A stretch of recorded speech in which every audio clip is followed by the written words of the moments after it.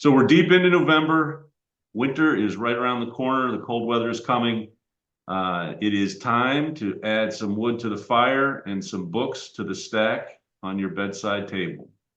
And we've got some suggestions for you.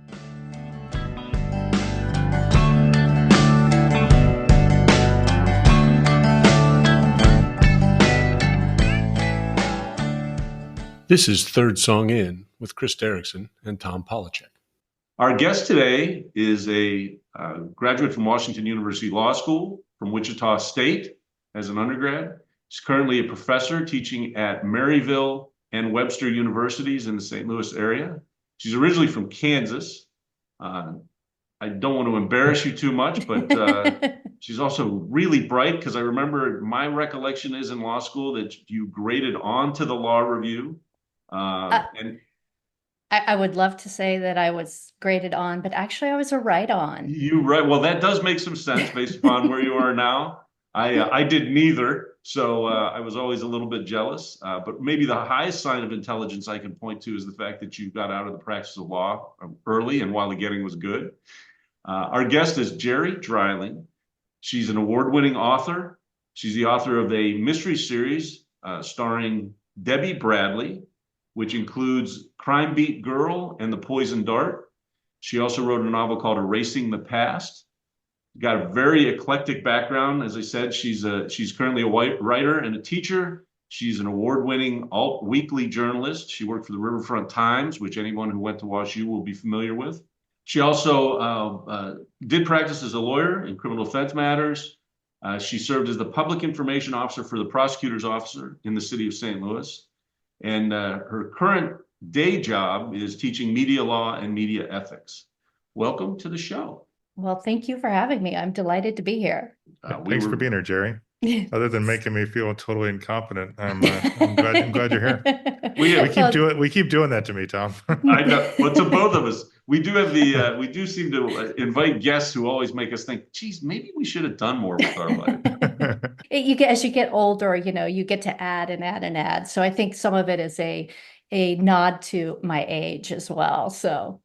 Well, it certainly is an interesting biography, and it's one of the reasons that I thought of you as a potential guest, truthfully, very early on, probably season 1 or 2, when we started thinking we would have guests. Your name came to mind, and as I think I told you, you are our most requested guest, which sounds really good as long as I don't tell you the numbers that were involved. But a fairly high percentage of our listening audience, though, told me that we should have you as a guest. I love it. I love it. I will accept that. So let me start from the point where I met you, which was law school.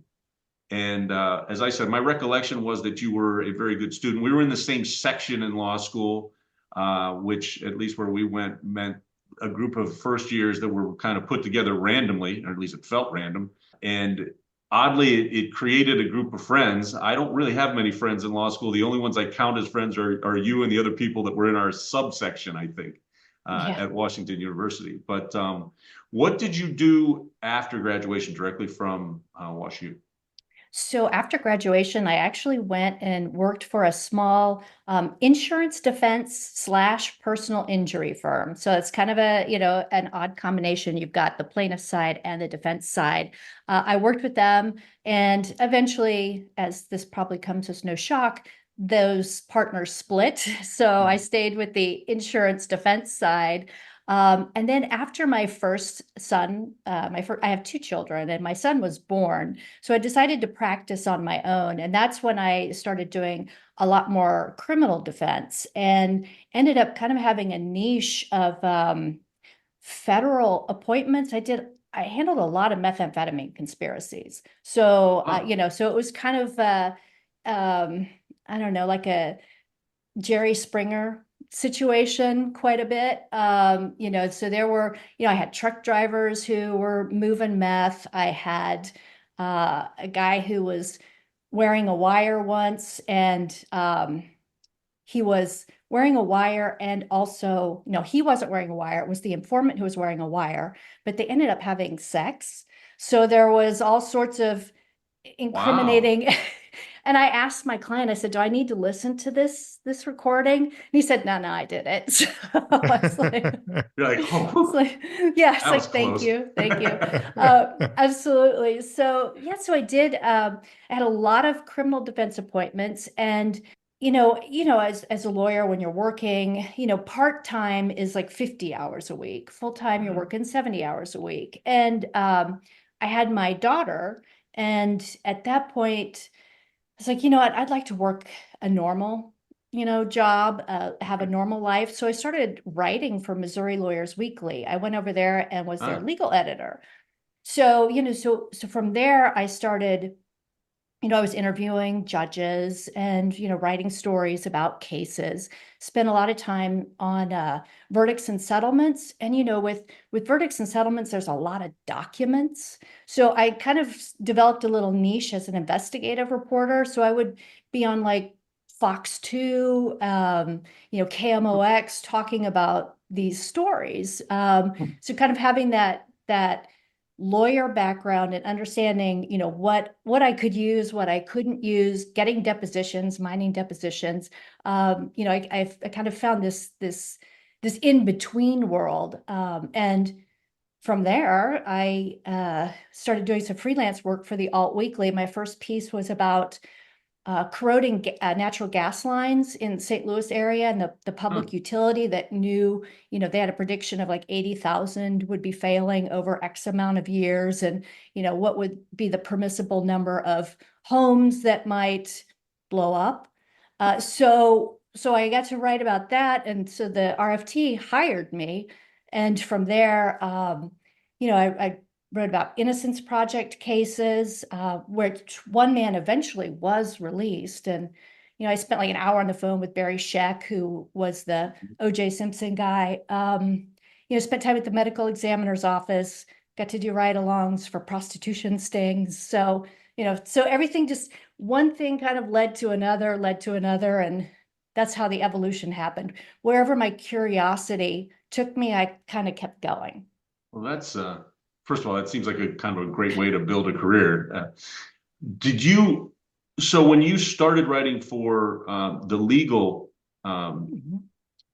paper, did you continue to practice for a period of time, or did you kind of cut it cold at that point? So all I did was really wrap up my cases. So I did have, you have to finish those. So there was that bit. And actually, one of the most interesting cases that I was wrapping up is a footnote in the U.S. Supreme Court, Shaw versus Reno, and it dealt with the deportability of legal permanent residents who have been convicted of a crime. So this was way back in '96 under statutes that no longer exist. But that was, I was of counsel. I was one of the many people on that. I was not the lead. But I still have my license, and I don't practice per se, but I do legal services. They have a volunteer clinic. So I go and, volunteer and help people. How long did you write then for Riverfront Times? Or did you stop, or do you kind of still contribute, or what's your relationship with the paper? So I don't contribute anymore. I was on staff there, I believe, about 3 years. And actually, the sad news is that the Riverfront Times was recently sold, and no one really knows who owns it. I mean, it's part of the Village Voice chain. Nobody knows who owns it. No one knows what they're going to do with it. And there's certainly a big repository of old articles. And since I was a staff writer, all of my work is, owned by them, not by me.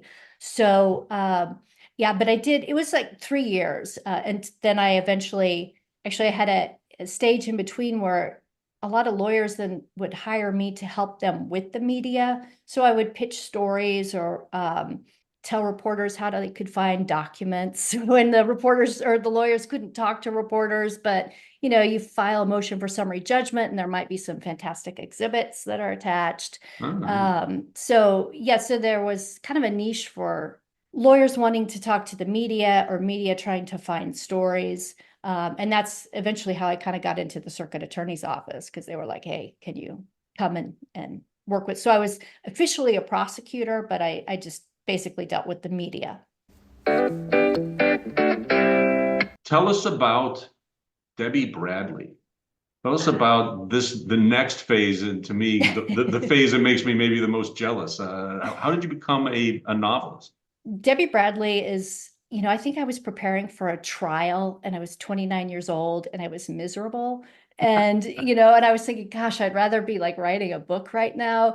And so for some reason, this Debbie Bradley character came into my mind. And she's a young journalist. She is not necessarily an alter ego of me, but of course now I have children who are, in their mid to late 20s. So Debbie Bradley is a young journalist who leaves St. Louis, grows up in St. Louis, and then comes back. Her mother has cancer. She moves back in home. So you have a little bit of that, that dance between adult children and an adult parent.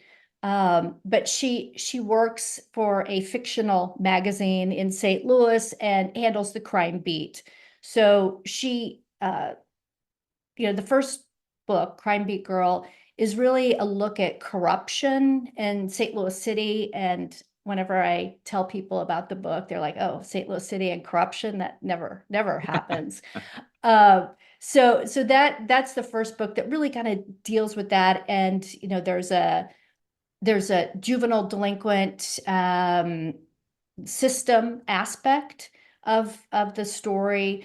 And when I was at the Riverfront Times, one of the things I was lucky enough to be able to do was to go to juvenile court. So I did a story about girls in juvenile detention that was part of an anthology for Penguin Books. And then I also did a story about a boy going through the system. And while the juvenile system here is closed, there wasn't anything that would prevent a judge from allowing a reporter in. And I knew the judge, and the judge trusted me and said, "You can come as long as you change all the names and don't use any identifying information."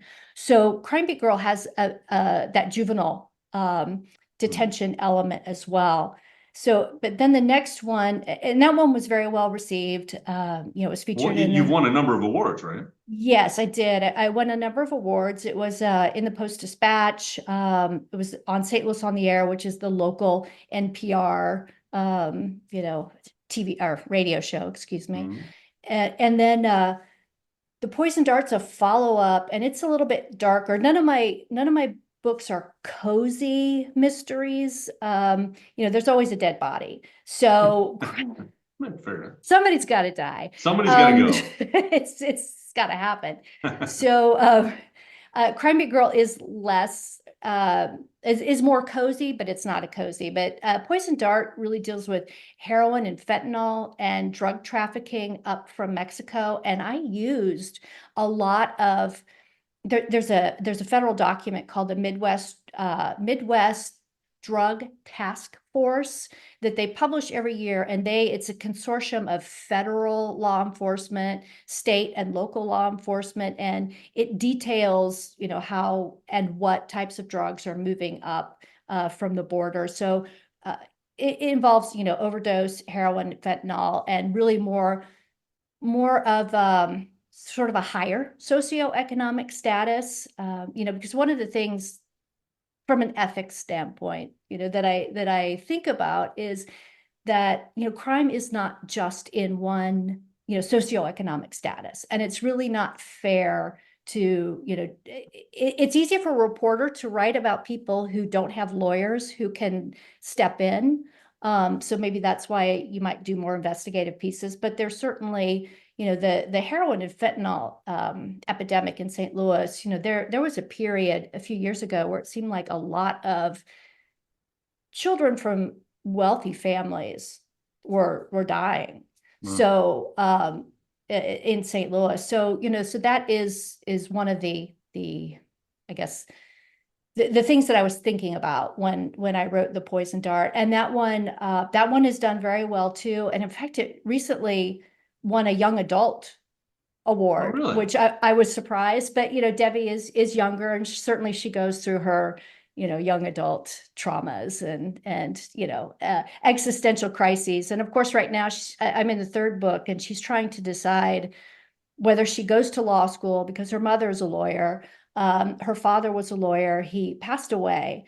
So she's like, do I go to law school? I don't want to be a lawyer, but journalism is this dying profession. What do I do? So anyway. Tell her no. Tell her no. I know. Go work for Tom for a while and see how Yeah. you feel. I've been proud to say that when my daughter was in high school, she had two different friends who their high school required you to shadow someone your junior year, and two people who wanted to be lawyers shadowed me and decided not to go to law school after that. I consider that to be the best mentoring I've done so far. My daughter is a lawyer. Yeah. And she, I kept saying, are you sure you want to do this? Are you sure you want to do this? And, even after college, I've mentioned earlier that, I said, just go work in a law firm for a while. Yeah. You can just be a clerk, see how you like it. And she did become a lawyer, but now she's a law clerk in the U.S. Virgin Islands. So yeah, if you're going to do it, that seems like the way to go to me. Yeah. Write some That kicks the hell out of- opinions, go to the beach. It's yeah, that kicks the hell out of Northern Illinois in January, that's for sure. yeah, St. Louis as well. It's a Yeah. little dark and dreary here. And I see these pictures, she's like, send me another bikini. I'm like, okay, just Sure. you don't need some work clothes. She's like, no, that's what I'm asking for. Yeah. That's So hilarious. Geri, so Tom and I write these little, blogs once a week, and we struggle with coming up with the ideas and trying to have some framework to them, so we have a good ending. So what's the process for writing like an entire book, like especially mysteries? Do you start it, do you know what the conclusion is going to be and you write toward that, or does it just depend? I mean, I also am always curious as to how writers associate with their main characters. Because like when I read a book, get so tied into them and I can't wait for them, you almost feel like you're a part of their lives. I can't imagine what it's like to have created that character. So a lot of questions in there, but Yeah, so, I think every writer has a different process, and mine is a little bit haphazard. I have the kernel of the idea, and I use Scrivener. I like that program quite a bit, and it allows me to create like little note cards. So I'll have like a note card for each chapter, and I'll start writing, each chapter, but then at some point I'd take a left turn. I don't know. It becomes something that I didn't anticipate. And I often think I know who did it, or who, what the pitfalls each character is going to encounter. And then something will just come out of nowhere. So I start with a loose outline and I move forward, but then I guess it's like my career. I don't know, something weird happens and then I just follow it and say, let's see what happens here. I will tell you that my first drafts are awful, just absolutely awful. And so, I often say I'm not a writer, but a rewriter. So, I've always got to go back, and the nice thing about Scrivener is it allows me to move around chunks much easier than, say, Word. So that's something nice. So that's kind of my process. There are some people who, outline, have bullet points and are very intentional about where they go. And then there are some folks who just sit down and go, I have no idea what we're going to do today. Let's just see where we go. I think I'm kind of in the middle. Do you set aside a certain time of day and just say, I'm going to write no matter what, and do it? Or do you wait till the inspiration hits you and write? So I try to have specific times. Now, I will say, like right now, I'm teaching 3 classes, and everything, all the big projects seem to be colliding right now. So, I'm spending more time giving student feedback than I am writing, but I try not to wait for inspiration, because I think if you wait for inspiration, it will never come. So it's just more, the things that get in my way tend to be my day job. Yeah, fair enough. I can tell you, if you sit and wait for inspiration, you might start a podcast, you might hang out, you might not actually get anything on paper, as a matter of fact. I understand. I think podcasts are amazing, though. I mean, and there's such a great tool for creativity and communication. I run a lot, and I listen to podcasts, I listen to audiobooks. I mean, it's a fantastic form. So Yeah, it definitely will make long drives a lot easier. I can say after having made the round trip to Philadelphia about 15 times in the last 5 years, podcast will keep you awake, and there, you can always find a different subject to listen about if you want to. That's for sure. absolutely, absolutely.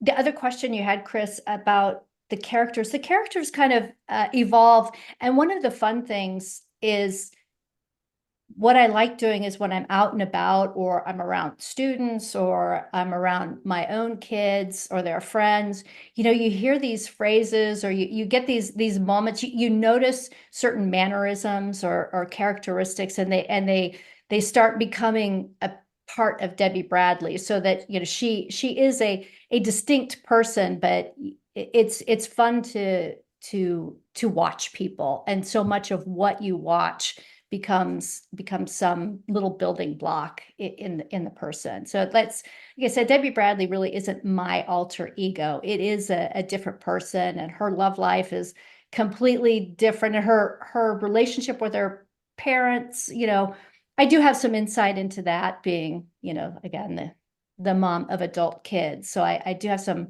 insights into those tensions that exist. I'm always interested in, people generally, I think good fiction writers write from their own life. They steal from what they see, what they observe. Have you ever run into trouble because you're writing someone and it's a little too clear? It's a person and if they read your work, they're going to know that's them. So that's when the lawyer hat comes on. And Right. I am very, when I was an investigative reporter, for example, and I would write a piece that I knew could get me sued, and I've never been sued. I would write this story, and even the Alt Weekly that had its own outside counsel. So my stories would often have to go to outside counsel. So I would write the story, and then it would be almost like a brief where I would attach all of my documents with highlights and say, you can see this part here, this part there, etc. So when I'm writing fiction, I don't want anything close to what, oh, you could point to this, or you could point to Right. that. And I think also teaching media law, makes me sensitive to that. So I try very hard not to make anything, one for one. And plus you just have more room to create if you're not. The great thing about writing fiction is I don't have to fact check. And so, it allows you to take some liberties. So if you're going to take some liberties, if you write like two, podcast hosts into one of your future books, you can make me the good looking smart guy. Yeah, Oh, you could add a little haircut to both of our heads. I mean, their yeah, heads. you I can didn't take you can take all kinds of liberty with that. Yeah. but you guys are so close to George Clooney and Brad Pitt. I just wouldn't feel comfortable. That's what everybody who listens to us says. So as long as they don't have to see these Zoom recordings, we're fine. Well, before I forget, I did want to give you a chance to plug. I know you have a website. I also, as I understand it, you have some personal appearances, some book signings that are coming up. Literally, I hope, if this production schedule works correctly, within a few days after this being coming out. Dropping on a Monday. So can you tell us where we can find your work and where we might be able to, or where our listeners might be able to see you personally? So my books are available on Amazon, both as ebook and print. And if you're a member of Kindle Unlimited, you can read them. If you're in the St. Louis area, they're also at the St. Louis Public Library, and they are at Subterranean Books here in St. Louis. So those are probably the easiest places. And of course, my website is geridreiling.com. If you drop me a note, I can also send you a copy. I'd be happy to do that. And yeah, I do have some book signings coming up. There is one in the Tower Grove Park on Saturday, December 7th. It's part of their holiday market. And it's amazing how many folks who are local love to, buy local authors. So it's a great way to meet people and, and get a little bit of a fan base going. So I had somebody just contact me a couple days ago who I met this summer who read both books and said, do you remember me? We talked about running and loved your books. So that's been fun. And I also get a chance to talk to people about what they're reading, because I read so many different genres and I love to hear what people are reading. And then the next one is December 15th in Lafayette Square, which is in St. Louis. And they have their Lafayette Square holiday market. Debbie Bradley actually lives in Lafayette Square. So that's cool. been a nice tie-in. And if you know anything about St. Louis, Lafayette Square is one of our oldest neighborhoods. It's full of, Victorian mansions. And if you saw Up in the Air, the movie with George Clooney, right? Yep. Yeah. Back in, I guess, early 2000s, he goes to visit this woman, and it's supposed to be Chicago at the end. And there's this beautiful house that's actually Lafayette Square in St. Louis. They filmed a lot of that movie here. So anyway, I'll be in Lafayette Square, and that's where Debbie Bradley's mother has a house. By the third book, Debbie finally moves out. So out of St. Louis or just out of mom's house? Just out of mom's house. So, and that's the one that I am still working on at this point. But at the end of The Poison Dart, she decides maybe it's time. Maybe she's crimping her mom's style. So. Well, I've read, I actually have only started Crime Beat Girl, which I so far really enjoyed. But I read your first novel called Erasing the Past, which is not part of that mystery series and is not the same type necessarily of book, but also set in St. Louis. And I really enjoyed it. I really think it was a great book. It's what made me originally think about, having you as a guest, because I thought it was such a great first novel. So you can look for that as well.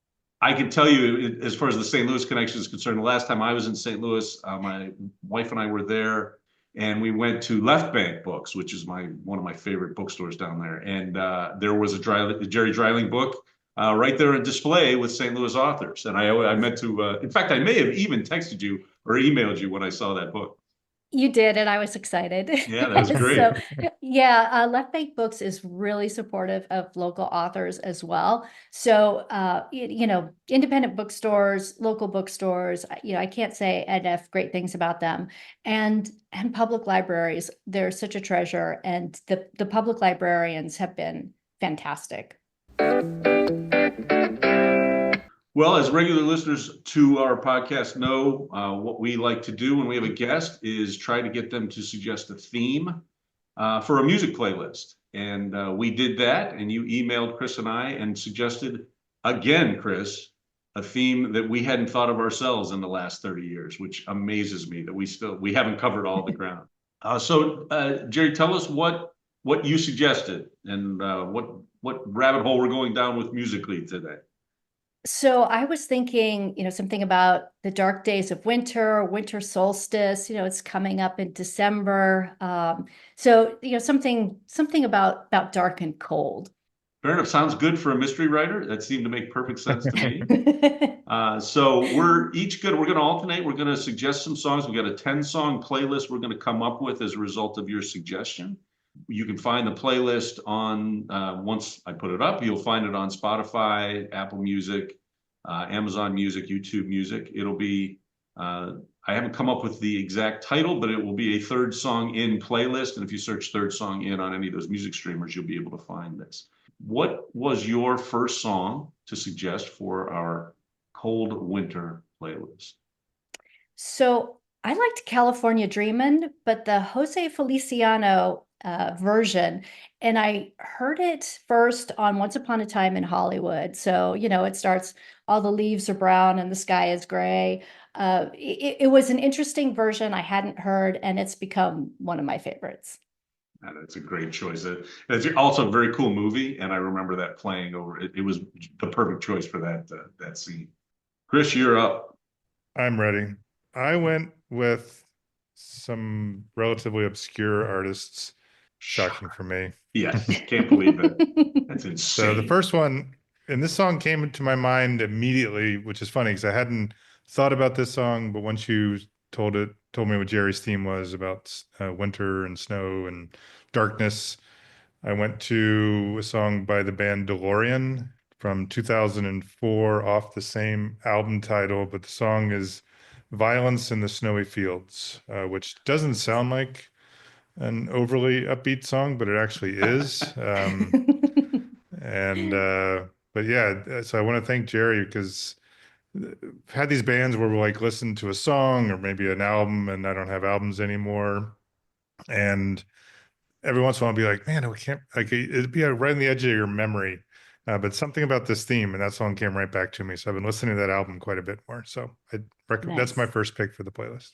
Cool. My first pick is a song called Winter's Lament. It's from an album titled San Isabel from 2019, and the band is Jamestown Revival. I think technically they're the Jamestown Revival. Great band, very, very Americana-ish. That whole album, San Isabel, is worth listening to, but Winter's Lament fit perfectly, I thought. Jerry's up. Okay, so I chose Cold Little Heart, the radio edit. I'm probably not going to say the artist's name right. It's Michael Kiwanuka. I believe he's British, and I think he won some sort of British talent show. And it was just one of those songs that I stumbled upon that was recommended via Spotify, and I just loved it. So, I was thinking cold and blankets and that sort of thing. Perfect. I love picking songs from this band because Tom thinks they're whiny. So, but this song was one of my first introductions to Richmond Fontaine, who I love. And the lead singer's a writer, Willie Vlotten, written several novels. And his songs have very much story songs, including this one, which is about a guy who's on a bus. He's clearly miserable and surrounded by miserable people. So he describes each of the people sitting around him, like a guy in front of him who's sneaking a drink from a whiskey bottle, and this guy's clearly trying to recover from alcoholism, so it's killing him. And at the end of the song, he can't take it anymore. He goes up to the bus driver and screams for him to get off to stop the bus. He gets off the bus, wanders into the desert, and it's 5 degrees below zero, and all you can figure out is that he dies. So, very upbeat song. Yeah. Sounds kind of right in your wheelhouse. So, and you said so the band is. I don't think you gave the title of the song. 5 degrees below zero. My bad. And It's on the album Winnemucca from 2002. The band is Richmond Fontaine. my next song is from the Bodines from 1993. It's from the album Go Slow Down, and it's Cold Winter's Day. It's on there because I love the Bodines, and it just reminds me of that time of year and just heading into the cold days of winter. All right, Jerry, you're up for your next pick, your third pick. So I chose Enjoy the Silence by Depeche Mode. And the reason I chose it is, if you're ever out when it's snowing, it's very quiet. And, so I like running in the snow because it's quiet. And then it's also a bit of a nod to law school days because I spent a lot of time trying to deal with all of the stress of law school, running and listening to that song. So it's also a nod to you, Tom. Yes, that all sounds very familiar to me. Such a great point. I'm down in North Carolina, so it never freaking snows. But running in the snow is one of the best things because you said that there's that silence, and it's even better like when it is snowing, and it's sometimes you'll get a snowflake in your face. And Yes. Haven't had one of those runs in a while. Yeah. All right, so I went searching for my last song, went through my playlist and looked at different artists, and this band was on there. The band's name is Eastbound Jesus. And I actually had to ask Tom if he'd recommended it to me because I have no idea where it came from. But one of their other songs is on my playlist. I dove into them, and they have a song called Cold and Snow. So perfectly fitting for this playlist. It's another band that's underappreciated. They could probably have added them to the unknown unknowns when I have my turn because they only have like 300 followers on YouTube Music, probably, a couple thousand listens on Spotify. Went and read some reviews on them. I mean, they're solid. I mean, it's Americana feel, but they have a really unique sound. Lead singer, a little Dylan-esque at times, but definitely a unique voice. And maybe that's the problem, is they're unique and haven't quite found their audience yet, but hopefully folks will check them out. So Cold and Snow by Eastbound Jesus. That's got to be the best band name I've heard in a long time. I'm a huge fan. I haven't listened to the song yet, but I just by virtue of the name they gave themselves, I'm a fan of that band. My last pick for the playlist is Cold Night. It's from the album We'll Never Die by the Sam Chase from 2013. I've talked a little bit here or there about the Sam Chase. I think they're a really good band. I think they have a decent following, probably not an unknown, but I don't think they're widely known, and they're worth listening to. Which then takes us to the final pick for this playlist, and the honor goes to our guest, Geri Dreiling. So I actually like winter and I like the dark. I find it cozy. I guess that's no surprise since I like mysteries as well. So I chose Dark Paradise. I love the title. And it's by Lana Del Rey. My other side note is my daughter and I spent probably 10 minutes one day going over whether it was Lana or Lana. And my husband is from Spain and he's like, I don't know what you guys are talking about. It sounded like you were saying the same thing, but all I kept hearing was Lana, Lana, Lana, Lana. But anyway, it's a great song, moody. And like I said, I do like winter. Yeah, it seems like a perfect one to finish off the playlist. Yeah, it's great topic for us. As I said, it harkened me back to some songs I hadn't listened to in a while and opened up a new band to me. And I'll tell Tom that I'll listen to his songs. I won't, but I will listen to your songs. Well, I'm excited to listen to the playlist. So yes, it'll be fun. And the good news is that at least one of our listeners will feel that you did a far better job in both your picks and your explanation for your picks. Right, Tom? Yes. I may have a family member who thinks that Chris and I go on a little long when we discuss our songs. So you were much more succinct and very clear in why you picked your songs. All right, that brings us to our recommendation. Starting with this season, season 5, depending on, well, we started with the decade of the 1980s. Episode 1, we did recommendations from 1981. This is episode 8. No. Episode 5. Episode 5. Man, this recording out of order is... Yeah, it may be the 8th one we've recorded, by the way, letting you in behind the curtain, but it will come out as the 5th episode. So let's try that again. This is episode 5. Therefore, our year is 1985. And we'll make recommendations of music, art, movies, whatever from that year. So... And as I understand it, Geri, when I told you we were going to make a 1985 recommendation, you put some thought into it and you have something you want to suggest. Yeah, so 1985 is a very great year as far as I'm concerned. It's, when I graduated from high school, that's how old I am. And my recommendation is extremely offbeat, and it's a Japanese movie. Not trying to be pretentious, but it's a Japanese movie. It's satire. It's called Tampopo, and I only found out about it because we went to a ramen restaurant in St. Louis that is widely recommended and has made like top 100 lists in the country. And I'm not going to say the ramen restaurant's name right, Menya Rui. Anyway, when I was reading reviews about it, the reviewers mentioned this movie, Tampopo, and it's called a ramen Western. So if you imagine Clint Eastwood being a Japanese dairy truck driver who's into satire, that's pretty much your movie. It's eccentric, and instead of saving a town like Clint Eastwood, the dairy truck driver is trying to help a widow who's running a struggling ramen shop that makes terrible ramen find and make the best noodles. So it's very weird, eclectic, and funny. There's some commentary about food and culture, food and sex, and it's Roger Ebert had given it 4 stars back in the day, but he said that he was worried American audiences wouldn't care about the search for the perfect Japanese noodle.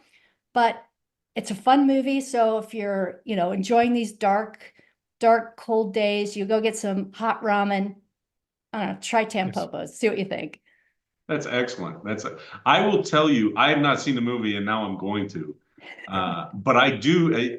Anna just graduated from film school this past spring, and I remember her telling me that she watched that movie. She asked me if I had seen the movie because it was assigned as one of her classes for one of her classes. So it's now officially on my list.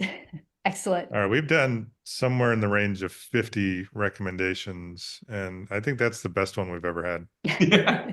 That's really, I haven't seen it either, but I'm gonna check it out. There's a young actor, and I cannot remember his name. There's a young Japanese actor who's the sidekick of this sort of, dairy truck driver. And he is now a lot more famous. And I think he was in Inception as like the businessman. Oh yeah, sure. So yeah, but it's a very quirky movie, but it's fun. And there's a very famous raw egg scene. I'll leave it at that. Okay. All right, Chris, I'll go. Go, like just go. No one wants to follow that one, so Yeah, I'll go exactly. with it. It's like mine is not going to be as good as that.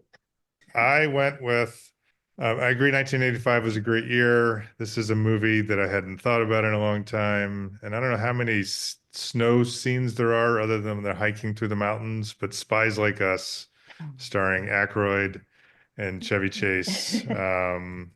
It was just a hilarious movie. And it typified the comedy from that period because those guys were at their peak. And just putting the two of them, in some of the same scenes, the plot was important, but not that important. It's just those two guys could carry any scene. And there were some hilarious moments in that movie. And I went back and watched it. Hadn't thought about it, like I said, in forever. So another fine memory that you've brought back for me, Jerry. Thank you. You're right, Not though, near the 'cause quality of your choice, but still. I remember it had Donna Dixon in it, and there were scenes in the snow. I vaguely remember a scene of her in a bikini, but in the snow, like wearing a Russian hat or something like that. Yes, it was directed by John Landis, who's had quite the career. But yeah, absolutely. That's a good one. I haven't thought of that movie in ages. My recommendation from 1985 is a novel by Don DeLillo called White Noise. It is, I would have to describe it as unsettling. It follows this college professor who teaches, like, I feel like it was a Midwestern town. And he teaches, he's a history professor, and he teaches a class called Hitler Studies. And that just kind of shows you, it's kind of dark from start to finish. And in reading a review just to prepare for this, they talked about how one of the big things in the book is this dark black cloud that's covering this little college town, and it's eventually people have to start leaving their homes and evacuate the area. But the idea is that it's an analogy for just the overwhelming nature of modern life, of technology and everything else. And I read it just a few years ago. I didn't read it when it came out by any means. I am a fan of Don DeLillo. His novels can be a little dense and sometimes a little hard to follow because he just packs so much information, and frequently also makes them kind of alternative history novels. He'll bring in historical figures and just kind of write fictional events for them. This is not quite as dense as that. It's a little more straightforward as a novel, although it is no less unsettling. But I do recommend reading it if you've never read any Don DeLillo in particular. It's probably not a bad book to start to get into.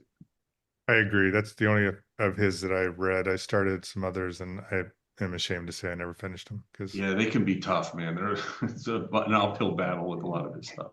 Yeah. What was I going to say? Oh, I looked up Tampopo while you were speaking, and it is streaming on HBO Max, which is good news for me because I get Max right now, and that's going to cause me to probably watch it this weekend. I'm looking forward to it. Well, I want to hear what you think of it. Like I said, it's quirky, but if you're in the mood for quirky, there's nothing quirkier. Excellent. Let's do it. All right. Speaking of quirky, it wasn't a great segue, but we'll take it. That brings us to Post Facto. It's a mistake. It's a mistake.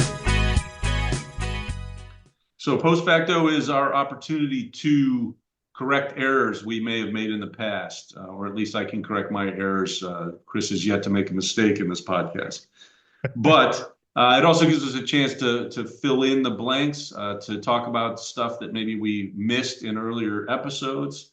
It also gives us a chance to go back and give a review of something that may have been recommended that we hadn't seen, which is how I'm going to treat Tampopo. So, Geri, you're going to have to keep listening to future episodes so you hear what I think. My pleasure. I have a handful of things to bring up. Chris, do you have anything for post facto? I do not Son of a specifically. bitch. Well, you know what? You did give me one. You pointed out that from a previous episode or one about sitcoms, I'm not sure if you said it or I did, but Good Times was not a direct spinoff from The Jeffersons. It spun off from Maude, which spun off from All in the Family, and All in the Family had a boatload of spinoffs. So thanks for correcting me, Tom. Really appreciate it. Thanks for saying it, actually. Although I do actually believe I'm the one who said that it spun off from the Jeffersons, because there were so many of those.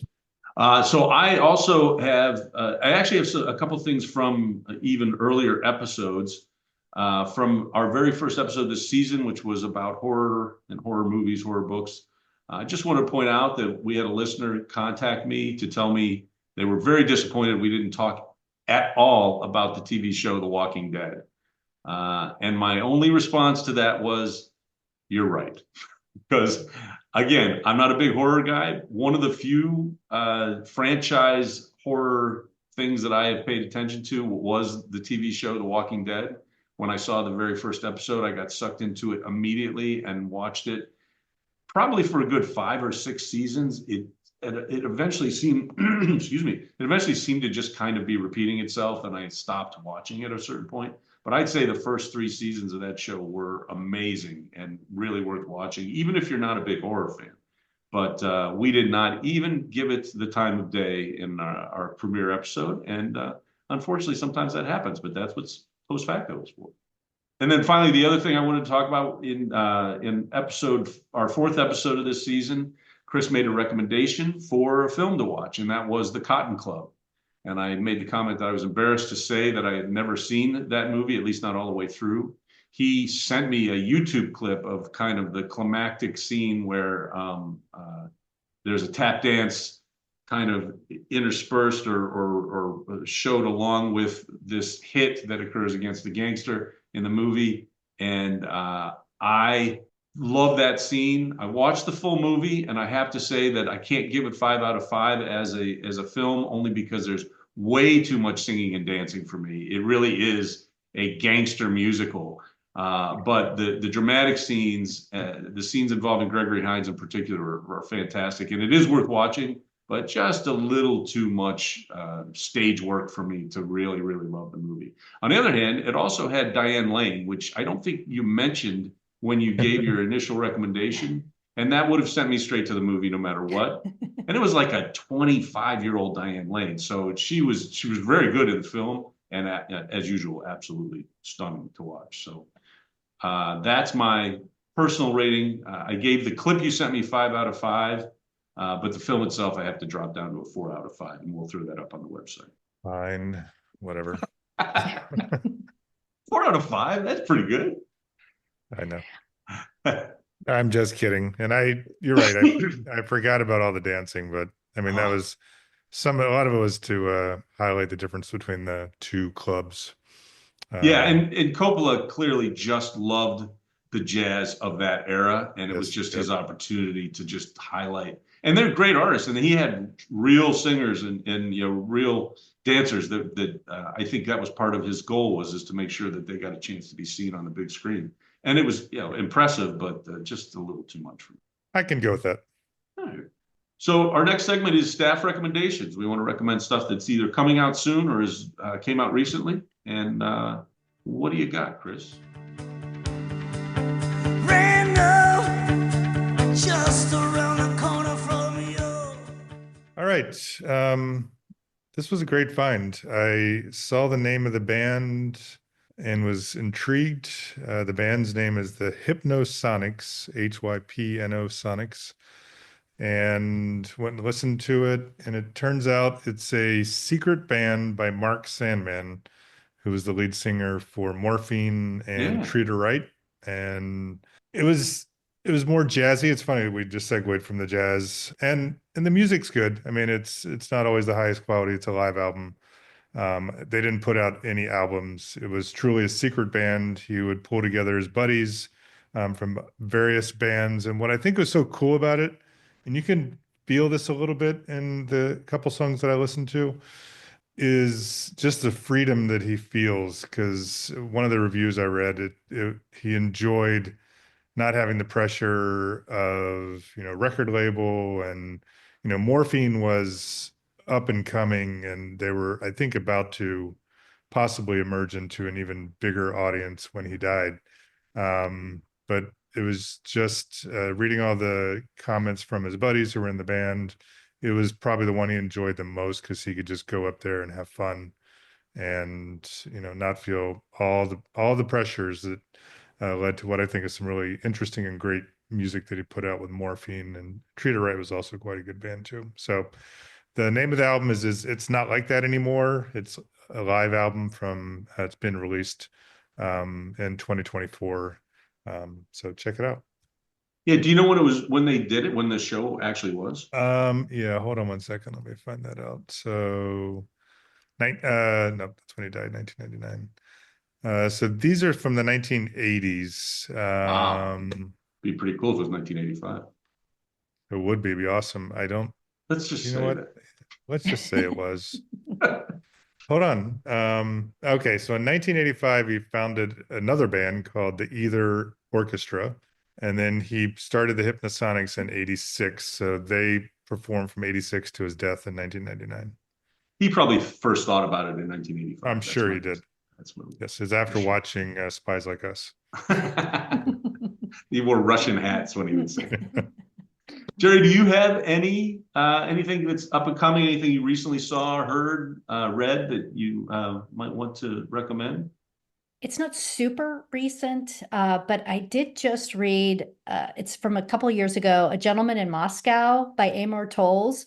Fantastic book, Yeah. fantastic book. It really, it's one of those books where you start at A and you go all the way through the alphabet in some ways, and you find yourself all the way back to A. You figure out how everything is connected. It's just a wonderful book. It's also a wonderful book about how to deal with adversity. The main character is the premise is that a main character was a Russian nobility, and under Stalin, his punishment is to be imprisoned in a hotel, and he can never leave the hotel. So it's also, how he creates this rich life after being despondent in this hotel. And it's just a fantastic book that I was not expecting. Hey, can you repeat the title for me? Because I want to Yeah. make sure we put this up on the site. Yeah, it's A Gentleman in Moscow, and it's by Amor Towles, Towles. Cool. All right. Excellent. That sounds like something I want to put on the nightstand and dig through and eventually read anyway. Once I get through everything else. I've got a stack. We just got back Ah. from a conference, and I met a lot of different authors too. And it's like, oh, I want to read their book, and I read their book. So I have a huge stack of to be read, which I'm Yeah. excited about. That does seem like it would be a difficulty for me, because a lot of your appearances seem to be at kind of book conferences or conventions. And I imagine then you just wander around and see all these books on people's tables, and $150 later, you've got a bag of books you take home. That would be tough for me. Absolutely. And one of the speakers is a CIA agent. So she was talking about she had this mystery series, and can't think of her name off the top of my head, but I have her book and I'm excited to read it. She was talking about methods and processes and AI. It was fascinating. My staff recommendation is a film that just came out about a month or two ago, a new Kevin Smith movie. And truthfully, I thought he was done with writing and directing films, but he came out with a very autobiographical film called The 4:30 Movie. And it is set in New Jersey back. I want to say that would probably be late 80s when he would have been high school age, like freshman, sophomore, maybe junior, senior. I'm not sure exactly, but it's basically a love story about a kid who loves movies and has had a crush on a girl for years. And it's a coming of age movie, and it is really, really well done. I was shocked to see that he came out with a new film. I was even more shocked to see that it wasn't connected to his View Askew universe movies, the Jay and Silent Bob stuff, all that kind of stuff. It has nothing to do with those. It's really just a small film about 4 or 5, adolescent kids just, getting to the end of high school, and about this kid who loves films and finds out that maybe it's something he might be able to do with his life. It is not streaming anywhere for free, as far as I know, but I ended up renting it, and I loved it, and I highly recommend it as my staff recommendation for this episode. Very cool. Nice find. I thought he was done too, but I just checked out the trailer stuff on it, and it's got a funny, when real life sucks, real as in movies, life rules. Yeah, it's the kid who plays the Kevin Smith in quotes character, really, really good. Really, like, it's not a full-on impression by any means, but you're like, yeah, that's probably the way that kid was, because he was really smart and funny. He's kind of a doughy kid. He's certainly no athlete. He's not like a stud or anything like that. But this cute girl who is the female lead of the movie, she likes him, but he's also, he screws things up. But their interaction is just really funny and very witty. And it's just, I really enjoyed the movie. I'm going to watch it again, actually, probably in the next few weeks. I really thought it was great. One of his better movies, to tell you the truth. All right, one of the other things that we do with every episode, Chris and I make a playlist recommendation for our season-long playlist. And for season 5, I guess we currently have 8 songs on the playlist. These will be our 9th and 10th songs. And I think in this case, we both tried to stick with Geri's theme. My recommendation for our season 5 playlist is the song Long December by Counting Crows from the album Recovering the Satellites in 1996. I am a huge Counting Crows fan, Adam Duritz fan, and Long December is my favorite song they've ever made. And I've been waiting for a chance. And Geri, your theme gave me the chance to get it on the playlist. That's awesome. I went with the epitome of cold. So I went with the Canadian band, which we have to do an episode on Canada. I have this weird fascination with Canadian bands, and it's not even like conscious. Like I get all into a band and I'm like, oh, look at that, they're from Canada. This one is very clearly from Canada. The band's name is the Rural Alberta Advantage. They have some of my favorite songs, and this is in my top 5. I listened to all their albums. They're definitely an alternative band. They have one of the best drummers going. Some of their songs are the drums are what they're the star of of that song. And this song is called Coldest Days, and no one will be able to accuse me of it having too slow of a beat, because it's a nice upbeat song. Nice. But there's just something in his voice too that perfectly captures the cold. He's got a pretty unique voice, a little more high pitched at times than what I'm used to, but great song. Coldest Days by the Rural Alberta Advantage. I feel like we may record a Canada episode when I actually just moved to Canada, which I've been thinking about recently. You're going to join all of your compatriots. Yeah. Yes. Yeah. It seems like I may need to head north sometime soon. I'm not sure. Well, I think we could find a slightly bigger audience in Canada too. Wow. I didn't think that was a possibility. Well, they'll all, we'll market ourselves as, the podcast of the people. All the people that left US for Canada. Right. That takes us, this is the end of our episode. Geri, can't thank you enough for appearing. It was just what I hoped. To the extent that I think we'll have to ask you to return because I still have about 100 questions I didn't get a chance to ask. Please look for Geri's work at geridreiling.com. I'm going to spell it Jeridre. Did I say J? G. I did. I'm Yes, sorry. sir.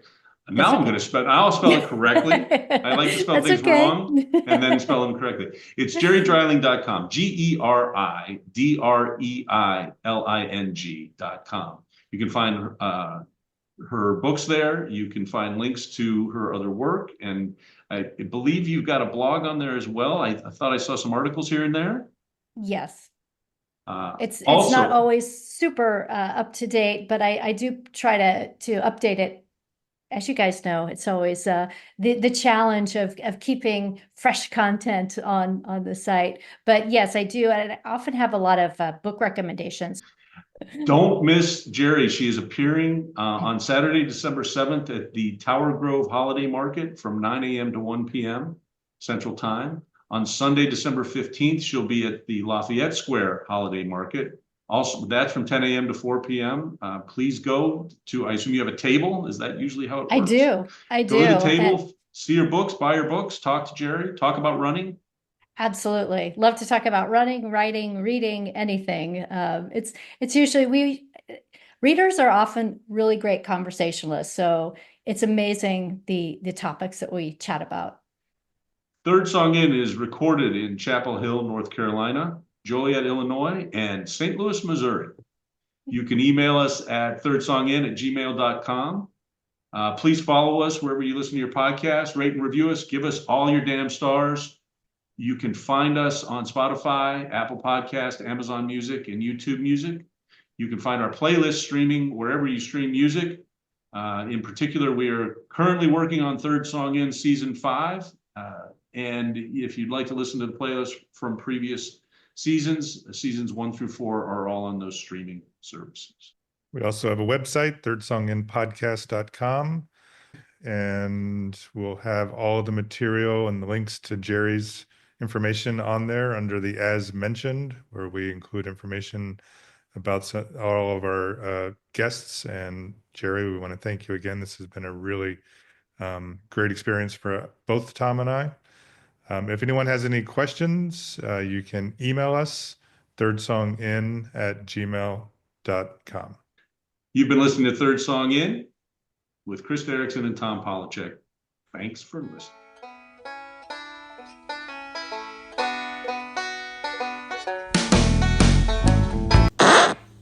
And then I can plug your podcast and, That's synergy is what that is.